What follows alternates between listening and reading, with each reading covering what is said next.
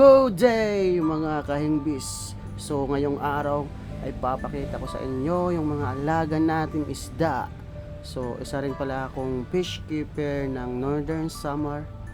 Ako nga pala si Teron na mahilig mag-alaga ng mga animal. Ayun. So kung magpapaalaga ka sa akin, aalagaan kita. Ayun. Okay, so now papakita ko lang sa inyo yung mga alaga nating pating kasi medyo malalaki na ito at matagal na rin natin hindi natin na ipapakita sa inyo, no? So ngayon ipapakita ko sa inyo yung mga alaga nating pating. So medyo malalaki na rin. Okay, so ito yung mga alaga nating pating na kung nakikita nyo maliliit pa. So ganyan sila, kaliliit pa lang. Hindi, joke lang. Ito talaga yung mga alaga nating Danube. Green Danube. Hyphen yan. So meron pa ako dito mga fry. Ayun, nakita yung styrofoam mga fry yan. Yung isa dyan, eggs pa.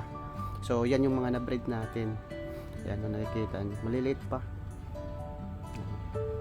So dito naman sa kabila, meron ako ditong mga magnadap nya, starter. Yun.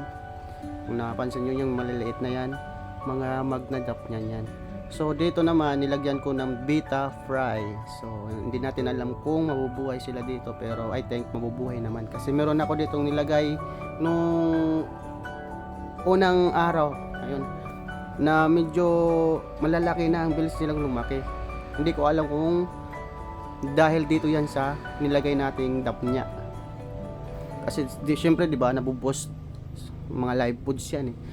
Tapos dito naman sa baba, ito yung mga danyo rin na breed natin. So marami din yung nalagay natin ditong fry. Meron beta fry at danyo fry. So yun lang naman yung mga isda natin dito. Danyo fry tsaka beta fry. Malalaki na yung mga beta natin dito. At ito naman yung mga juvenile natin na danyo. So ito yung mga female na green danyo. Dito naman yung mga ungender pa natin to eh. Mahirap pa yung gender pag ganyang size. So wala, ganyan lang muna. Dot lang. Bali ibang batch yung mga isda na ito. Dito sa kabila ibang batch din. So ganyan sila. Siniparit ko kasi para alam ko kung anong batch to. Tapos dito meron naman akong panibagong batch. Medyo marami-rami din to pero maliliit pa. Yan. So marami tayong maibibenta. Paldo na naman. Tapos din sa kabila, kung merong gustong bumili, ayan, 5 each lang. Kung gusto nyo, bigay ko na lang yan. Joke lang. Mahirap na ngayon magbigay. Tapos dito ganun pa rin yung dapnya natin na may beta fry. So hindi makita pero marami yan. Tapos meron mala akong dito molly, marble molly. Ayun. Green eye siya, no, yung crystal green eye. Tsaka yung isa diyan blue eye. So yan yung molly natin.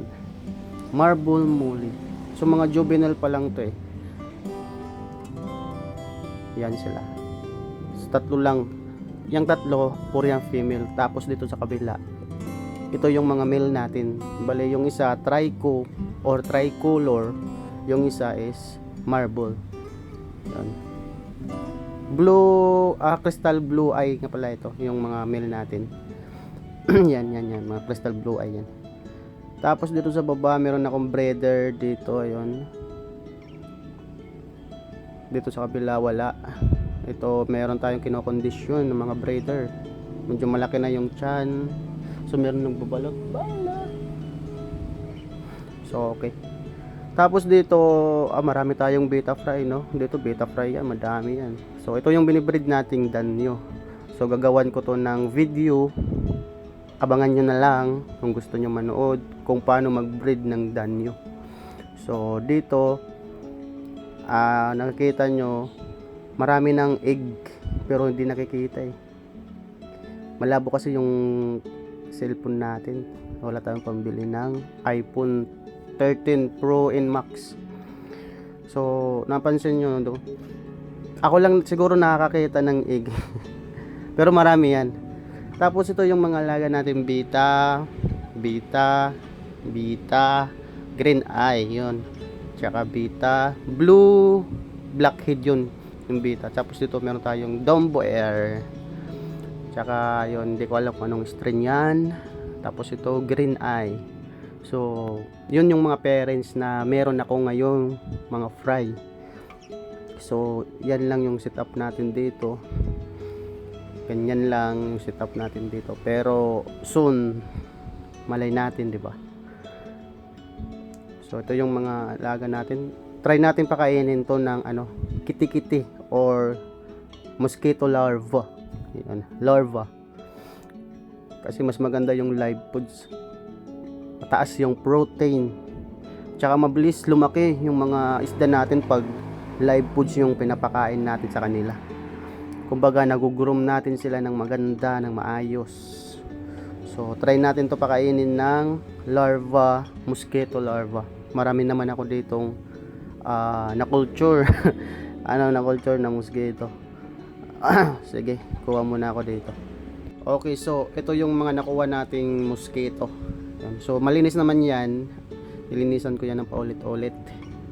Kasi delikado din yan pag hindi natin nalinisan, kasi galing yan basta sa maduming tubig. So dapat natin linisan, kapakanan din yan ng isda natin.